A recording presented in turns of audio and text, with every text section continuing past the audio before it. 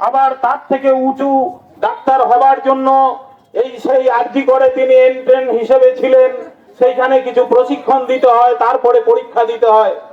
আজকে আমরা এই ঘটনা না ঘটলে জানতে পারতাম না যে পশ্চিম বাংলার সমস্ত মেডিকেল কলেজে একটা ঘুকুর বাসা তৈরি হয়েছে। সেইখানটায় তোলাবাজি থেকে শুরু করে মধুচক্র এবং সেইখানকার যে ওষুধপত্র, ড্রাগস, সেইগুলোকে পাচার করে দিয়ে সাধারণ মানুষের সামনে কম দামি পচে যাওয়া ঔষধ, সেগুলো হসপিটাল থেকে সাপ্লাই করা হয়। আজকে আমরা এই ঘটনার মধ্যে দিয়ে আমরা জানতে পারছি সেই মেয়ে যখন 36 ঘন্টা ধরে সেইখানে হসপিটালে ডিউটি করবার পর সে যখন তার কয়েকজন বন্ধু বান্ধবীর সঙ্গে খাওয়া দাওয়া করে ঘুমোতে গিয়েছিলেন, আর সেই সময় রাত 10টার সময় এই পৈশাচিক ঘটনা ঘটবার পর সকালবেলায় তার পরিবারকে ফোন করা হয়। ফোন করে বলা হয় আপনার মেয়ে অসুস্থ, আপনি হাসপাতালে আসুন।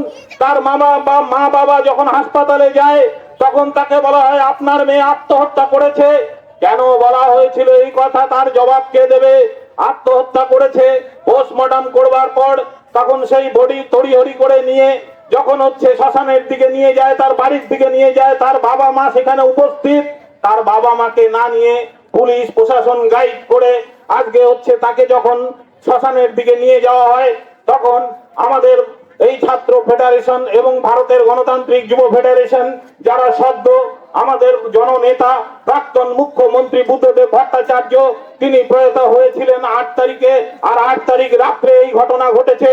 আর 9 তারিখে যখন বুদ্ধদেবের ভট্টাচার্যের সেই দেহ যখন আমাদের সেই ভবন থেকে, আমাদের বিধানসভা ভবন থেকে, আমাদের পার্টি অফিস থেকে, মুজাফফর আহমদের ভবন থেকে, আমাদের মূল যে পার্টি অফিস সেখান থেকে যখন তিনি দেহ দান করেছেন, চক্ষু দান করেছেন, যখন এনআরএস এ নিয়ে যাওয়া হবে, তাদেরকে বিদায় জানানোর পর তারপরে তারা সংঘবদ্ধভাবে সেখানে ছুটে যায়। ডিওএফআই, এসএফআই গিয়ে সেই বডিকে সেইখানটায় পুলিশের সঙ্গে ধস্তাধস্তি করে আমাদের কমরেডরা আহত হয়। সেই গাড়িকে থামিয়ে বলে যে এটা নিয়ে যাওয়া চলবে না, এটা পুনরায় আবার পোস্টমর্টম করতে হবে। আমরা মানি না, এই পোস্টমর্টম মানি না। কেন এইভাবে অকথ্যভাবে হত্যা করা হলো? তারপরে পুনরায় পোস্টমর্টম করা হয়। তারপরে তড়িহড়ি করে আবার নিয়ে গিয়ে সেই শ্মশানে 3 জন মরা ছিল, শবদেহ ছিল।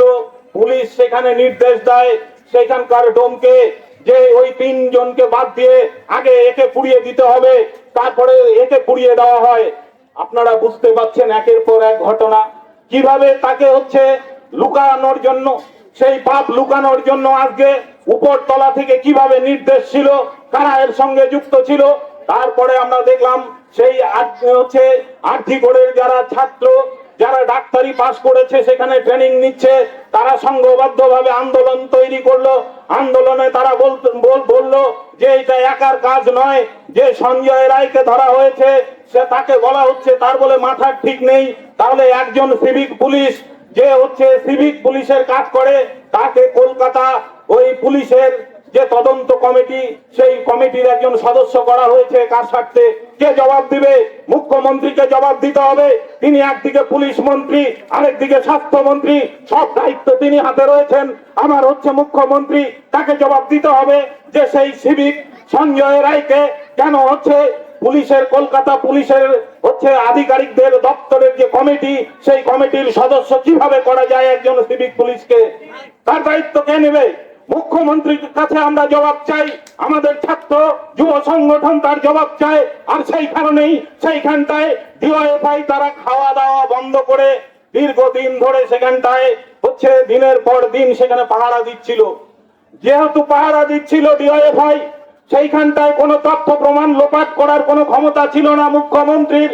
সেই কারণে সেই পাহারাদারদের সরাবার জন্য আমরা যখন দেখলাম গোটা পশ্চিম বাংলা জুড়ে মহিলারা রাত্রি জাগো বলে একটা প্রোগ্রাম বের করলো, সমস্ত ব্লকে ব্লকে হাজার হাজার মহিলা রাত্রি 10টা থেকে রাত্রি 1টা পর্যন্ত তারা গোটা পশ্চিম বাংলায় লক্ষ লক্ষ মহিলা যখন রাত্রি পাহারা দিচ্ছে আর বলছে এর তদন্ত করে সঠিক বিচার চাই, উই ওয়ান্ট জাস্টিস। বলে যখন পশ্চিম বাংলাকে মুখরিত করছে, শুধু পশ্চিম বাংলা নয়, ভারতের বিভিন্ন জায়গায়, দিল্লি থেকে ব্যাঙ্গালোর, আমাদের ভারতের বাইরে ইংল্যান্ড আমেরিকা থেকে শুরু করে সমস্ত দেশে যখন এর প্রতিবাদ হচ্ছে, তখন এই সরকার কি করলো, সেইখানটায় কিছু দুষ্কৃতী পাঠিয়ে সেই আন্দোলনকে ধ্বংস করবার জন্য, সেই ছাত্রদের যে ডাক্তারি ছাত্র তাদের আন্দোলনকে ধ্বংস করবার জন্য, তাদেরকে ভয় দেখাবার জন্য ডিওএফআই এসএফআই যারা আন্দোলনরত রয়েছে তারা ডিস্ট্রিক্ট ওয়াইজে ভাগ করে করে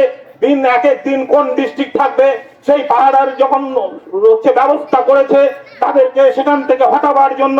সেই সময় রাত্রি ঠিক 11:30টায় যখন টিভির পর্দায় আমরা দেখছি যে কাতারে কাতারে মহিলা হচ্ছে গোটা পশ্চিম বাংলা জুড়ে তারা হচ্ছে এই আন্দোলন করছে, সেই সময় মানুষের মোটিভকে ঘুরিয়ে দেওয়ার জন্য এবং এই আন্দোলনকে ধ্বংস করবার জন্য আজকে মুখ্যমন্ত্রীর নেতৃত্বে কিছু দুষ্কৃত বাহিনী যারা লরিতে করে এসে পরে লরিতে করে চলে যায়, তারা এসে সেইখানে ভাঙচুর চালায়। ভাঙচুর চালানোর কারণটা কি বলবার সময় শোনা বলেছিল যে ভাঙচুর চালানোর কারণ হচ্ছে সেইখানটায় যদি ওই যে তদন্ত কমিটি আছে, তাহলে সেই তদন্ত কমিটি সেই ঘরে যদি যায় তাহলে অনেক তথ্য প্রমাণ পাওয়া যাবে এবং তারা এই ঘটনা ঘটাবার পর তারা যে বেসিনে গিয়ে হাত ধুয়েছে সেই বেসিনে গিয়ে তারা তথ্য প্রমাণ পাবে, সেই বেসিনকে ভাঙবার জন্য আর এই সন্দীপ ঘোষের নেতৃত্বে মুখ্যমন্ত্রীর নির্দেশে আর হচ্ছে পুলিশ যে সিপি ছিল এবং ডিআইজি ছিল তাদের নির্দেশে সেইখানটায় হচ্ছে তড়িহড়ি করে নতুন বিল্ডিং এর কাজ করতে হবে বলে সেইখানে দেওয়াল ভাঙা শুরু হয়ে গেল। সেই দেওয়াল ভাঙাও বন্ধ করেছিল ডিওএফআই। আর সেইখানটায় আরো তথ্য প্রমাণ লোপাট করবার জন্য সেই আরজি করের যে ওপিডি, সেই ওপিডি ভবনটা যেখানে লক্ষ লক্ষ কোটি কোটি টাকার ওষুধ রয়েছে, সেখানকার আসবাবপত্র কোটি কোটি টাকা ধ্বংস করে সেখানটায় হচ্ছে তছনছ করে দিল। আজকে আমরা বুঝি না, বাংলার মানুষ বোঝে না, বাংলার মানুষকে বোকা পেয়েছে। আজকে এই শান্ত বাংলাকে যখন হচ্ছে আরো উন্নততর বাংলা করবার জন্য এই হচ্ছে বুদ্ধদেব ভট্টাচার্য ডাক দিয়েছিল, এই মুখ্যমন্ত্রী মমতা ব্যানার্জি সমস্ত দুষ্কৃতীদের একসঙ্গে করে, মাওবাদীদের একসঙ্গে করে সমস্ত হচ্ছে পশ্চিম বাংলা এবং পশ্চিম বাংলার বাইরে বাংলাদেশ থেকে সমস্ত দুষ্কৃতী নিয়ে এসে পশ্চিম বাংলায় অশান্ত পরিবেশ, পশ্চিম বাংলার শিল্পকে ধ্বংস করে দিল। আর আজকে গোটা বাংলার মান মর্যাদা, বাংলার ঐতিহ্য তাকে ধ্বংস করে ভুল অন্টিত করছে। আপনারা জাগবেন না? গোটা বাংলা জেগেছে, আপনারা জাগবেন না? আমাদের সংগঠনের পক্ষ থেকে আমরা বুনিয়াদপুরে লাগাতার লড়াই সংগ্রাম করছি। আমরা গতকালের এসডিপিওর কাছে আমরা ডেপুটেশন দিয়েছি 500 লোক নিয়ে যে এর বিচার চাই। তারপরে মহিলারা বেরিয়েছে রাত্রি 7:30টায় মোমবাতি নিয়ে, মশাল নিয়ে এর বিচার চাই। লাগাতার আন্দোলন চলছে আর এটাকে ঢাকবার জন্য মুখ্যমন্ত্রী নানান ভাবে কৌশল করছে, কিন্তু তিনি জানেন যে তার হাতের মধ্যে পুলিশ প্রশাসন ভয়ে তার কথা শুনতে বাধ্য। আজকে সেই কারণে তারা একদিকে মানুষের গণতান্ত্রিক অধিকারকে যেভাবে কেড়ে নিচ্ছেন, পশ্চিম বাংলায় সুষ্ঠুভাবে ভোট হয় না, একের পর এক কৌশল, একবারে ছাপ্পা, তারপরে হচ্ছে সেইখানে গণনা কেন্দ্রে কারচুপি, এরকম একটার পর একটা হামলা দিয়ে পশ্চিম বাংলার মানুষের মতামতকে যারা ধ্বংস করে দিচ্ছে। সেই মুখ্যমন্ত্রী আজকে মাটি মানুষের কথা বলছিল, আজকে দাঁড়িয়ে বলছিল সততার প্রতীক মমতা ব্যানার্জি। কোন সততার প্রতীক? পশ্চিম বাংলায় একের পর এক ঘটনা, একের পর এক ঘটনা আপনারা দেখেছেন।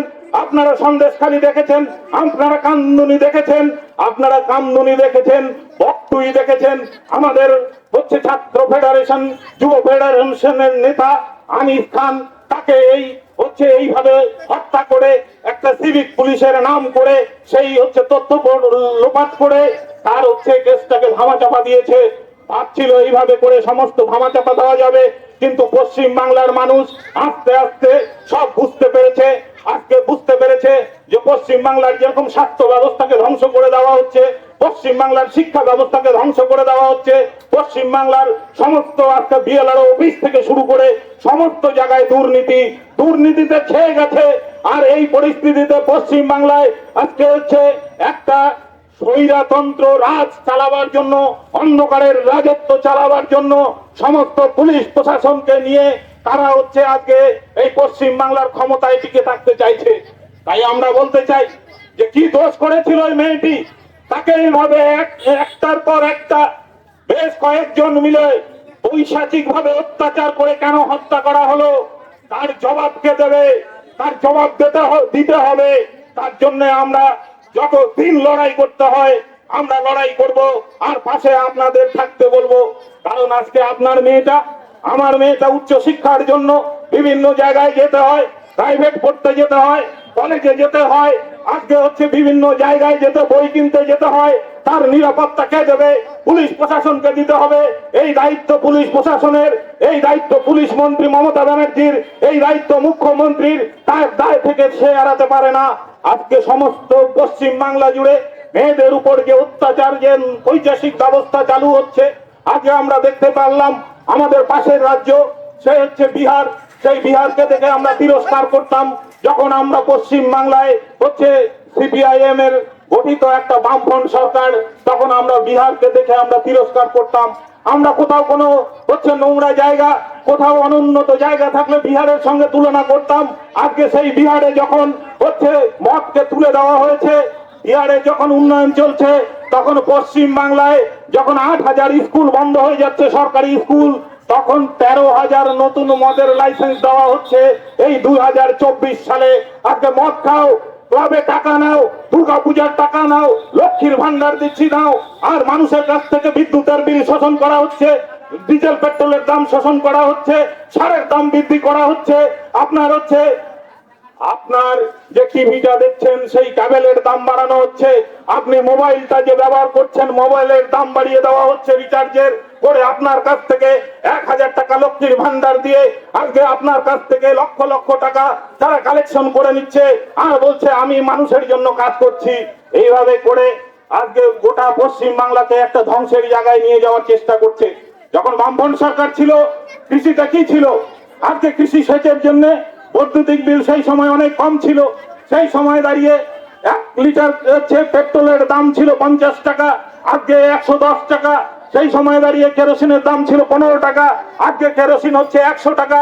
সেই সময় দাঁড়িয়ে ডিজেল ছিল 45 টাকা, আজকে সেই ডিজেলের দাম হচ্ছে 100 টাকা। আর আপনি যে টিভিটা চালাচ্ছেন সেখানে 40-50 টাকায় আপনি কেবল পেতেন, আজকে আপনাকে 250 টাকা দিতে হচ্ছে। আপনি 10 টাকায় রিচার্জ করতে পারতেন, আজকে আপনাকে 250 টাকা দিয়ে মিনিমাম রিচার্জ করতে হচ্ছে। যাদের হাতে অ্যান্ড্রয়েড মোবাইল, সবাই এখন অ্যান্ড্রয়েড মোবাইল নিতে চায়, কারণ অ্যান্ড্রয়েড মোবাইলে অনেক কিছু পাওয়া যায়, দেশ বিদেশের খবর পাওয়া যায়, ফেসবুক পাওয়া যায়। অ্যান্ড্রয়েড মোবাইলে মিনিমাম রিচার্জ হচ্ছে 28 দিনের জন্য আপনার 350 থেকে 400 টাকা। এইভাবে করে বৃদ্ধি করে মানুষের কাছ থেকে মানুষের পকেট কেটে নিয়ে আর মানুষকে কিছু দিয়ে উপঢৌকন দিয়ে মানুষকে কিনে রাখতে চাইছে। তাই আজকে মহিলারা বলছে যে আমরা লক্ষ্মীর ভান্ডার চাই না, আমার মেয়েকে সুরক্ষিত রাখতে চাই, আমার মেয়েকে সুরক্ষিত রাখতে হবে, তার দায়িত্ব নিতে হবে। আজকে 13,000 ক্লাব তারা মুখ্যমন্ত্রীকে জানিয়েছে যে আমরা দুর্গাপূজার 85,000 টাকা চাই না, আমরা দুর্গাপূজা একাই করতে পারবো, আমাদের হচ্ছে দুর্গাকে ভালোভাবে পূজন করব, কিন্তু আমাদের দুর্গা যারা বাড়ির দুর্গা সেই মেয়েদের রক্ষা করার দায়িত্ব নিতে হবে, সেই দুর্গাদের হচ্ছে রক্ষা করার দায়িত্ব নিতে হবে। আপনি যাদের লক্ষ্মীর ভান্ডার দিয়ে লক্ষ্মীর কথা বলেন, সেই লক্ষ্মীদের এইভাবে অপমানিত হতে হচ্ছে কেন?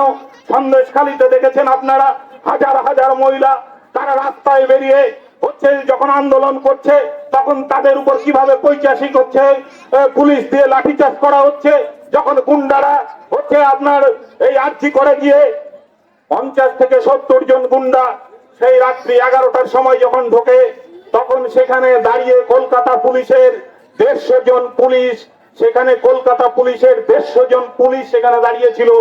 সেখানে আমরা দেখেছি টিভির পর্দায় পুলিশ একটা হচ্ছে সেখানে স্টেপ নেয়নি, অ্যাকশন নেয়নি। কিছু হচ্ছে পুলিশ যারা হচ্ছে সিভিক পুলিশ ছিল, কিছু হোমগার্ড ছিল, আমরা দেখেছি তারা ভয়ে দৌড়ে বাথরুমের মধ্যে ঢুকেছে। আর কলকাতা পুলিশ দাঁড়িয়ে দাঁড়িয়ে দেখছে। কেন দেখছে? কারণ নির্দেশ ছিল সেই 150 জন পুলিশ ইচ্ছা করলে 1 মিনিটের মধ্যে এই 70 জনকে ধরে ফেলতে পারত। তারপর তারা চালিয়ে দেওয়ার চেষ্টা করছিল। ডিওএফআই এর পতাকা নিয়ে তারা আন্দোলন করতে এসেছিল, অর্থাৎ ডিওএফআই অর্থাৎ বামফ্রন্টের ছাত্র যুব সংগঠনের। আমরা তখন আমাদের নেতৃত্বরা বলেছে যে সেই ফুটেজ দেখে দেখে তাদের গ্রেফতার করা হোক, গ্রেফতার করলেই বোঝা যাবে তারা কোন সংগঠনের। আজকে 24 জনকে গ্রেফতার করা হয়েছে, টিভির পর্দায় আপনারা দেখেছেন, তাদের মুখ দেখিয়ে, সেই গ্রেফতার করা ছেলেদের মুখ দেখিয়ে বলা হয়েছে তারা কোন সংগঠন করে। সব তৃণমূলের সংগঠনের এক একজন ডাকাত, এক একজন হচ্ছে দুষ্কৃতকারী, তাদের কোনো সামনে আনা হলো না। কেন আনা হলো না? জনগণের সামনে আনতে হবে। তারা কোন রাজনৈতিক ছত্রছায়ায় তারা হচ্ছে আছে, তাদের আনতে হবে। আমরা এই কথা বলেছি যে পশ্চিম বাংলাকে ধ্বংস করবার জন্য যে মুখ্যমন্ত্রী পদক্ষেপ নিয়েছেন, অবিলম্বে তাকে পদত্যাগ করতে হবে। কারণ এইভাবে পশ্চিম বাংলাকে আমরা ধ্বংস হতে দেব না। একদিকে দুর্নীতিতে ভরে গেছে গোটা পশ্চিম বাংলা, শিক্ষায় নিয়োগের দুর্নীতি, সেইখানটায় হাজার হাজার কোটি টাকা দিয়ে আজকে হচ্ছে সেইখানটায় আমাদের সুপ্রিম কোর্টে গিয়ে তিনি হাজার হাজার কোটি টাকা খরচ করে দুর্নীতিকে ঢাকবার চেষ্টা করেন। সেটা বিগত কয়েক বছর ধরে তিনি করছেন। যখন হাইকোর্টে তার মুখ ফুটছে, তখন সুপ্রিম কোর্টে যখন মুখ ফুটছে, তখন সুপ্রিম কোর্টের প্রধান বেঞ্চে যখন চলে যাচ্ছে, তখন তিনি কোটি কোটি টাকা সেখানে খরচ করে সেটাকে ধামাচাপা দেওয়ার চেষ্টা করছে। আমরা বলছি না যে সিবিআই সঠিক তদন্ত করবে, কিন্তু আমরা যে কথা বলতে চাই, রাজ্য সরকারকে সমস্ত হচ্ছে তথ্য প্রমাণ সিবিআই এর হাতে তুলে দিতে হবে। রাজ্য সরকারকে সিবিআই কে সহযোগিতা করতে হবে। তারপরে যদি সিবিআই এই তদন্ত না করতে পারে, তার ব্যবস্থা জনগণ দেখে নেবে। কিন্তু আমাদের অভিজ্ঞতা আছে, আমরা দেখেছি সেই হচ্ছে চিটফান্ড কাণ্ডের নারদা সারদা থেকে শুরু করে একের পর এক সিবিআই পশ্চিম বাংলার কোন তদন্তকে শেষ করতে পারেনি। আর না পারার ক্ষেত্রে আমরা বারবার বলেছি বামফ্রন্টের পক্ষ থেকে, যতদিন কেন্দ্রে বিজেপি সরকার, ততদিন পশ্চিম বাংলায় টিএমসির সরকার। আপনাদের অভিজ্ঞতা দিয়ে মিলিয়ে দেখেছেন বিভিন্ন নির্বাচন, শেষ লোকসভা নির্বাচন আমরা দেখেছি যে সেইখানটায় ডায়মন্ড হারবার লোকসভা, সেই ডায়মন্ড হারবার লোকসভাতে আমরা দেখতে পেলাম যেখানে অভিষেক ব্যানার্জি দাঁড়িয়েছিল, যেদিন কাউন্টিং হবে সেই কাউন্টিং এর সময় সকালবেলা 8টার সময় সমস্ত বিরোধী বিজেপি এবং সিপিএম সমস্ত কাউন্টিং এজেন্টকে বের করে দেওয়া হয়েছিল। কিন্তু সেইখানটায় আমাদের কেন্দ্রীয় নির্বাচনের একজন করে হচ্ছে লোক, যিনি অবজারভার হিসাবে সেখানে রয়েছেন, সেই অবজারভার কি করছিলেন? আমাদের দাবি সেই অবজারভার কেন আমাদের হচ্ছে মূল যে নির্বাচন কমিশনার, প্রধান নির্বাচন কমিশনার কেন্দ্রের, তাকে কেন সেই তথ্য দিলেন না? সেই তথ্য দিয়ে এখানে তো হাজার হাজার হচ্ছে কেন্দ্রীয় বাহিনী ছিল, সেই কেন্দ্রীয় বাহিনী নিয়ে সেখানে সেই হচ্ছে বিজেপির এজেন্টদের আর হচ্ছে সিপিএম এর এজেন্টদের ঢুকানো গেল না কেন? কেন চুপ থাকলো বিজেপি? কেন এই কাজ করলো না? কেন করলো না কেন্দ্রীয় নির্বাচন কমিশন? কারণ তারা জানে যে বিগত 5 বছর মোদী যে আইন প্রণয়ন করেছেন, তিনি যে গোটা দেশ চালিয়েছেন, সেখানে সহযোগিতা করেছে হচ্ছে এই নয় হচ্ছে মমতা ব্যানার্জি। তিনি 5 বছরের 9টা হচ্ছে সেখানে বিল গঠন হয়েছে, সেই 9টা বিলেই মমতা ব্যানার্জি তার সাংসদদের ঢুকতে দেয়নি, ওয়াক আউট করেছেন। আর ওয়াক আউট করে তাদের সুবিধা করে দিয়েছেন। মানুষ বোঝে না, পশ্চিম বাংলার মানুষ বোকা। পশ্চিম বাংলার মানুষ যা ভাবে তা গোটা ভারতবর্ষের মানুষ দুদিন পরে ভাবে, এটা গোটা ভারতবর্ষ জানে। আর সেই পশ্চিম বাংলার মানুষকে বোকা বানানোর জন্য একদিকে দিদি আর একদিকে মোদী, তারা চক্রান্ত করে ভারতবর্ষটাকে আর পশ্চিমবঙ্গটাকে ধ্বংস করবার চেষ্টা করছে। আমরা বলেছি যে এই ধর্মীয় রাজনীতিকরণ চলবে না, কারণ ধর্মীয় রাজনীতিকরণের বিরুদ্ধে আমরা বলেছি বাংলাদেশে যে ঐতিহাসিক ঘটনা ঘটে গেল, সেখানে সংখ্যালঘু হিন্দুদের উপর যে আক্রমণ, সেখানটায় মন্দির হচ্ছে বিভিন্ন ধরনের মন্দির ভাঙা হলো। কেন কেন প্রধানমন্ত্রী চুপ করে রইলেন? কেন মিডিয়ার সামনে এসে তিনি কোনো কথা বললেন না? কেন চুপ রয়েছেন নরেন্দ্র মোদী? কেন চুপ করে রইলেন? তার জবাব কে দেবে? কে দেবে তার জবাব? আজকে দাঁড়িয়ে পশ্চিম বাংলাকে ভাগ করবার নানান চক্রান্ত হচ্ছে। এক বিজেপির হচ্ছে সভাপতি, পশ্চিম বাংলার সভাপতি আমাদের সুকান্ত মজুমদার মহাশয়, তিনি এক কথা বলছেন, আরেকজন হচ্ছে কোচবিহার থেকে তিনি আরেক কথা বলছেন, আরেকজন হচ্ছে মুর্শিদাবাদ থেকে তিনি আরেক কথা বলছেন। বিচ্ছিন্নতাবাদী শক্তি তারা হচ্ছে পশ্চিম বাংলাকে বিচ্ছিন্ন করবার জন্য একটা চক্রান্ত করছেন। সেই চক্রান্তর বিরুদ্ধে আপনি দাঁড়াবেন না? পশ্চিম বাংলাকে আমরা একবার ভেঙে দিয়েছি, একবার পূর্ববঙ্গ আর একবার পশ্চিমবঙ্গ। সেই পশ্চিম বাংলাকে আমরা আর ভাঙতে চাই না। আমাদের দাবি, আমরা যতদিন আছি পশ্চিমবাংলায় লড়াই করে পশ্চিমবঙ্গের অখণ্ডতা ও বিচ্ছিন্নতা আমরা রক্ষা করব। আমরা পশ্চিমবাংলাকে ভাগ হতে দেব না, এটা হচ্ছে আমাদের দাবি এবং পশ্চিমবাংলার এবং উত্তরবঙ্গের মানুষের দাবি। হ্যাঁ, এই উত্তরবঙ্গ হচ্ছে অবহেলিত। এই উত্তরবঙ্গের উন্নয়ন সীমিত ভাবে হয়। সেই উত্তরবঙ্গের জন্য আলাদা রকম প্যাকেজ তৈরি করতে পারে প্রধানমন্ত্রী, সেই প্যাকেজ তৈরি করে উত্তরবঙ্গের উন্নয়ন করতে পারে। আজকে করা হচ্ছে না কেন? সাংসদদের মধ্যে দিয়ে। তাই সেখানে তো আমরা প্রতিনিধি পাঠিয়েছি, সেখানে থেকে আমাদের এমপিরা গেছে, সেই এমপি তহবিলে কেন টাকা দেওয়া হচ্ছে না? উত্তরবঙ্গ অনুন্নত জায়গা বলে সেখানটায় কেন উন্নতি করা হচ্ছে না? সেইখানে কেন টাকা দেওয়া হচ্ছে না? তা না বলে আজকে উত্তরবঙ্গকে ভাগ করে দাও, একদিকে কোচবিহারকে ভাগ করে দাও, একবার হচ্ছে মালদাকে ভাগ করে দাও, মুর্শিদাবাদকে ভাগ করে দাও, একবার দক্ষিণ দিনাজপুর উত্তর দিনাজপুরকে ভাগ করে দাও। এসব কথা উঠছে কোথা থেকে? আজকে মানুষের উন্নয়ন দরকার, শুধু ধর্মীয় করণের মধ্যে দিয়ে নাই। মানুষ আজকে ভালো নেই, গোটা ভারতবর্ষের মানুষ তারা হচ্ছে কর্মসংস্থানের জায়গা নেই। এত লক্ষ লক্ষ স্টুডেন্ট, আজকে বামফ্রন্ট সরকার না থাকলে পশ্চিমবাংলার শিক্ষার অগ্রগতি হতো না। আজকে বামফ্রন্ট সরকার না থাকলে পশ্চিমবঙ্গের কৃষিতে সবুজ বিপ্লব ঘটতো না। আজকে বামফ্রন্ট সরকার না থাকলে পশ্চিমবাংলার গ্রাম উন্নয়ন হতো না, রাস্তাঘাটের এত কাজ হতো না। আজকে পশ্চিমবাংলায় পানীয় জলের ব্যবস্থা থেকে শুরু করে বিদ্যুতীকরণের মধ্যে দিয়ে পশ্চিমবাংলার উন্নয়ন হয়েছে। কিন্তু আজকে 11 সালের পর থেকে আপনারা বলুন যে আপনার এলাকায় তারা কোন কাজটা করেছে, যে কাজটার মধ্যে দিয়ে গ্রাম বাংলার উন্নয়ন, কৃষকের উন্নয়ন, আপনার সেচ ব্যবস্থার উন্নয়ন। আমরা দীর্ঘদিন ধরে দাবি করেছিলাম যে তিস্তা প্রকল্প, সেই তিস্তা প্রকল্প কিছুটা কাজ হয়েছিল, সেই তিস্তা প্রকল্পকে আজকে তারা অন্ধকার ঘরে ঠেলে দিয়েছে। একদিকে বিজেপি আর তৃণমূল সেই তিস্তা প্রকল্পকে আর কার্যকরী করতে দিচ্ছে না। আজকে তিস্তা প্রকল্প হলে আমাদের সেচ ব্যবস্থা এই উত্তরবঙ্গে আরো উন্নত হতো। আমরা প্রত্যেকটা মাঠে মাঠে সেচ ব্যবস্থা করেছি এই সেই সীমিত ক্ষমতার মধ্যে দিয়ে। আজকে দাঁড়িয়ে পশ্চিমবাংলায় যখন এত টাকার কর হচ্ছে আদায় হচ্ছে, মদের থেকে হাজার হাজার কোটি কোটি টাকা হচ্ছে কর আদায় করছেন এই রাজ্য সরকার, আর ওই সেই মদের মত্ত করে যুব সমাজকে ভুলিয়ে রাখতে চাইছে। তারা যেন তাদের কর্মসংস্থানের জন্য, তারা যেন শিল্পায়নের জন্য, তারা হচ্ছে সঠিকভাবে নিয়োগের জন্য, তারা হচ্ছে যা দুর্নীতি হচ্ছে তার বিরুদ্ধে, যারা হচ্ছে শিক্ষা ব্যবস্থা ধ্বংস হয়ে যাচ্ছে তার বিরুদ্ধে যাতে আন্দোলন করতে না পারে, সেই জন্য আজকে অফুরন্ত ভাবে মদের ছড়াছড়ি, মদের লাইসেন্স দেওয়া হচ্ছে, মদ বিক্রি করো। আর রাজ্য সরকারকে হচ্ছে লক্ষ লক্ষ কোটি কোটি টাকা হচ্ছে সেইখানটায় ট্যাক্স দাও, ট্যাক্স দিয়ে রাজ্য সরকার সেখান থেকে হচ্ছে তার রাজ্য পরিচালনা করবে। আর রাজ্য পরিচালনা করবার মধ্যে দিয়ে গোটা পশ্চিম বাংলার গণতান্ত্রিক ব্যবস্থা যা কোনোদিন ভারতবর্ষ দেখেনি, পশ্চিম বাংলা দেখেনি, সেই ব্যবস্থা কায়েম করবার চেষ্টা করছে। আজকে মানুষের গণতান্ত্রিক অধিকার, আজকে হচ্ছে আপনার দিন যাচ্ছে, আন্দোলনের ঝাঁজ বাড়ছে। আমরা তাই গ্রামে গঞ্জে মানুষকে সচেতন করতে এসেছি। আমরা গ্রামে গঞ্জে সেই প্রচার ছড়িয়ে দিতে চাই যে আপনারাও আর ভয়ে লুকিয়ে থাকবেন না, যে অন্যায় হচ্ছে পশ্চিম বাংলাকে ধ্বংস করবার।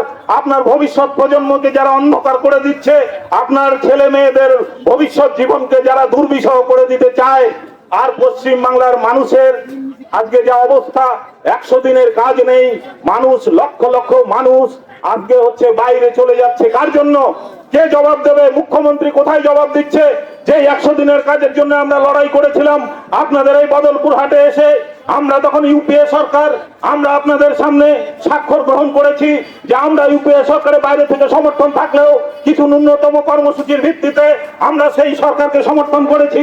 আমরা চাই গরিব মানুষের হচ্ছে মাঠে এখন বেশি দিন কাজ চলে না। আগে আমরা দেখেছি ছোটবেলায় যে আমাদের হচ্ছে কিছু যাদের একটু জমি বেশি তাদের হচ্ছে 2 মাস 3 মাসের জন্য একটা লোক রাখতে হতো হাল বাওয়া থেকে শুরু করে জমি গাড়ানোর জন্য, কিন্তু এখন আর রাখে না। এখন হচ্ছে 8 দিন 10 দিনের মধ্যে আপনার বর্ষা শেষ হয়ে যায়, মানুষ ধান ঘেরে ফেলে। তাহলে মানুষ কাজ পাচ্ছে কোথায়? মানুষের কাজের জায়গা নেই। অতএব 100 দিনের কাজের জায়গা তৈরি করতে হবে। ভবিষ্যতে সেই 100 দিনের কাজকে 200 দিনে রূপান্তরিত করতে হবে। কিন্তু এই সরকার 100 দিনের কাজকে বন্ধ করে দিয়েছে। তাই মানুষ নিরুপায় হয়ে তার পরিবার সহ তার ছেলে সহ তারা বাইরে চলে যাচ্ছে, লক্ষ লক্ষ মানুষ কেন যাচ্ছে তার দায় কে নেবে? মুখ্যমন্ত্রীকে নিতে হবে না? তার পরিবারকে ছেড়ে তারা বাইরে গিয়ে কেউ অসুস্থ হয়ে মারা যাচ্ছে, কেউ অ্যাক্সিডেন্ট হয়ে বাড়ি ফিরছে, তার বডিটা আসছে। আজকে এরকম একটা পরিবেশ কেন সৃষ্টি হলো? কে কার জন্য সৃষ্টি হলো আমাদের বুঝতে হবে না? তাই আমরা বলতে চাই, বন্ধু আপনারা দেখেছেন, অনেক দেখেছেন, আপনারা 11 সাল থেকে 24 সাল পর্যন্ত দেখেছেন, আপনারা দেখেছেন যে সেই সমকাজে সমবেতন, সেই সমকাজে সমবেতন আজকে দিচ্ছে না এই সরকার, যেটা সুপ্রিম কোর্ট 2014 সালে ডিক্লেয়ার করেছে। আজকে আশা, আইসিডিএস থেকে শুরু করে যারা কাজ করছেন এবং এসএসকে, এমএসকে এইরকম যারা কাজ করছেন, তাদের যে মূল্য বৃদ্ধি সেই জায়গায় দাঁড়িয়ে 4,000 5,000 টাকায় তাদের কি হয়? আশা কর্মীদের হচ্ছে সারা দিন ঘুরে বেড়াতে হচ্ছে গ্রামে গ্রামে, আইসিডিএস কর্মীদের উপর নানান ধরনের চাপ, তারা হচ্ছে সেই বাচ্চাদের খাবারের পয়সা দিচ্ছে না, তাদের বেতন থেকে টাকা দিয়ে সবজি কিনে তার বিল দিতে হচ্ছে, 3 মাস 4 মাস পর তার হচ্ছে বিল পাচ্ছে, কোন সময় 6 মাস চলিয়ে যাচ্ছে, তাও তার বিল দেওয়া হচ্ছে না, তার সেই বেতনের ঘরের টাকা থেকে দিতে হচ্ছে। এরকম একটা পরিবেশ তৈরি করেছে এই সরকার। কিসের জন্য? কেন? সরকারের হাতে টাকা নেই। সরকারের হাতে যদি টাকা না থাকে তাহলে এই লক্ষ লক্ষ টাকা দিয়ে হচ্ছে কলকাতার বুকে মেলা করা হচ্ছে কেন? আজকে খাই খাই মেলা, কালকে অমুক মেলা, কালকে শিল্প মেলা, পরশুদিন হচ্ছে শিল্পের জন্য মেলা, বাইরে থেকে বিভিন্ন ধরনের শিল্পপতিদের নিয়ে আসা হচ্ছে, হাজার হাজার কোটি টাকা তাদের জন্য খরচা করা হচ্ছে, আর নিট ফল জিরো, পশ্চিম বাংলায় কোনো শিল্প কেউ করতে চাচ্ছে না। কারণটা কি আমরা বুঝতে পারি না।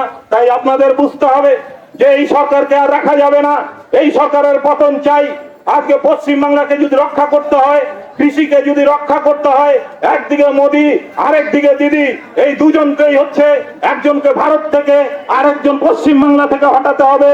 তার আগে আমাদের দিদিকে হটাতে হবে, যে পশ্চিম বাংলায় একজন মহিলা মুখ্যমন্ত্রী, গোটা ভারতবর্ষের মধ্যে একজন মহিলা মুখ্যমন্ত্রী, যেই মহিলা মুখ্যমন্ত্রী না মহিলাদের নিরাপত্তা দিতে পারে না, আর সেইখানটায় মহিলাদের উপর এই পৈশাচিক ঘটনা ঘটলে তার তথ্য গোপন করে, তার প্রমাণ গোপন করে আজকে ধর্ষকদের আর দুষ্কৃতিকারীদের যাদের পক্ষে সরকার হচ্ছে তারপর তাদেরকে রেহাই দেওয়ার চেষ্টা করে, সেই মুখ্যমন্ত্রী পশ্চিম বাংলার মুখ্যমন্ত্রী পদে থাকতে পারে না। তাই সকলকে জাগরণ হতে হবে, সকলকে নবজাগরণ হতে হবে, আবার রেনেসা তৈরি করতে হবে। নবজাগরণের মধ্যে দিয়ে সমস্ত মানুষকে ঐক্যবদ্ধভাবে আবার হচ্ছে এর বিরুদ্ধে লড়াই করতে হবে। এর হচ্ছে সঠিক তদন্ত চাই এবং আসল অপরাধীদের অবিলম্বে গ্রেফতার করতে হবে। এবং এই যেটা টালবাহানা করা হয়েছিল, সেইখানটায় তথ্য প্রমাণ লোপাট করবার চেষ্টা করা হয়েছিল, আর হচ্ছে সেগুলো কার নির্দেশে করা হয়েছিল, যার নির্দেশে করা হয়েছিল তাকেও অ্যারেস্ট করতে হবে, এটাই আমাদের দাবি। আপনারা জানেন যে প্রিন্সিপাল ছিল, সেই প্রিন্সিপাল এফআইআর করেনি, সেই প্রিন্সিপাল এফআইআর করেনি। এফআইআর হয়েছে 8 তারিখ রাত্রি 10টার ঘটনা, 9 তারিখ রাত্রি 11টার সময় এফআইআর হয়েছে। এতক্ষণ দেরি হয়েছিল কেন?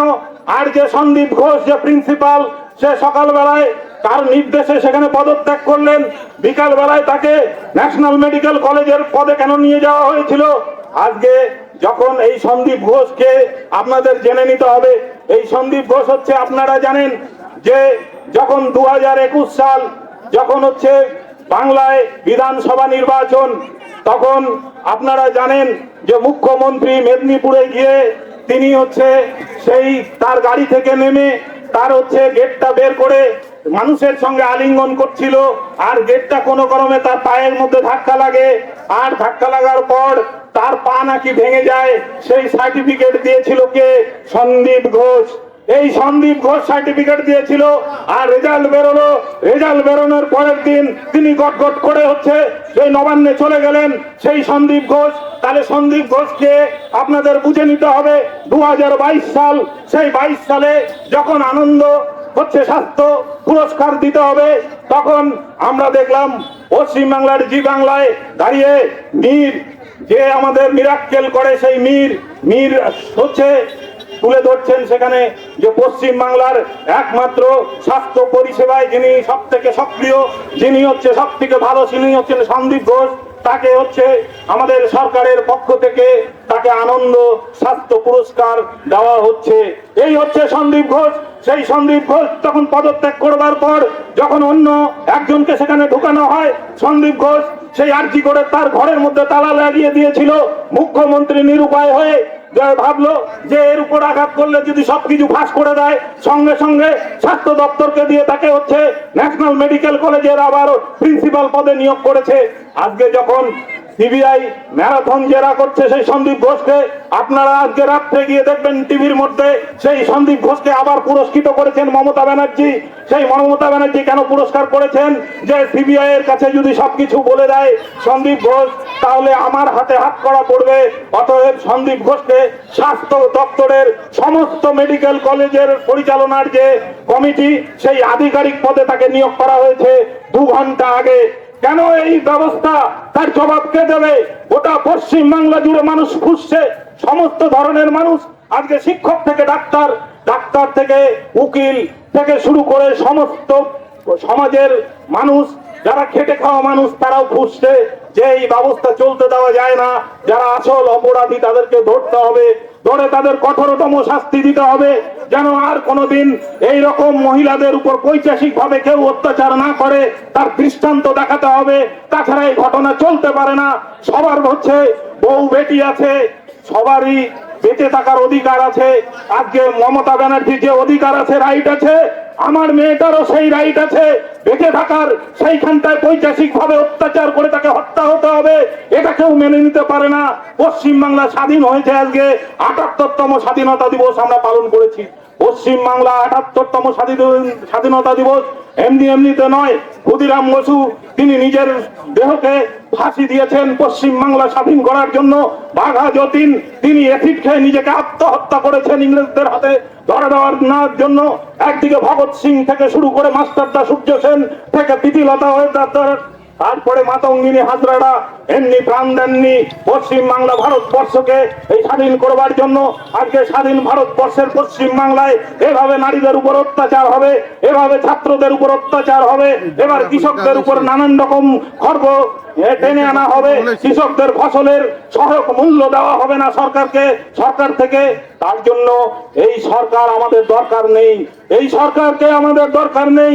আগামী দিনে সমস্ত শুভবুদ্ধি সম্পন্ন মানুষ জোটবদ্ধভাবে এই পৈশাচিক ঘটনার জন্য ঐক্যবদ্ধভাবে লড়াই করতে হবে। এই আবেদন আপনাদের সামনে রেখে আমার কথা আমি শেষ করছি। ইনকলাব জিন্দাবাদ, ডিওয়াইএফআই জিন্দাবাদ, লাল ঝান্ডা জিন্দাবাদ।